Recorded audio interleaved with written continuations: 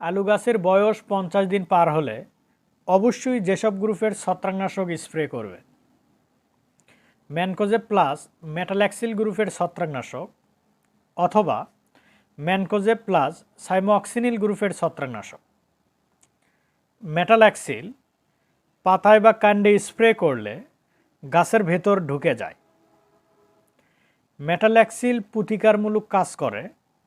আলুর নাভি ধসা রোগ দেখা দিলে এটি স্প্রে করলে দমন হয়।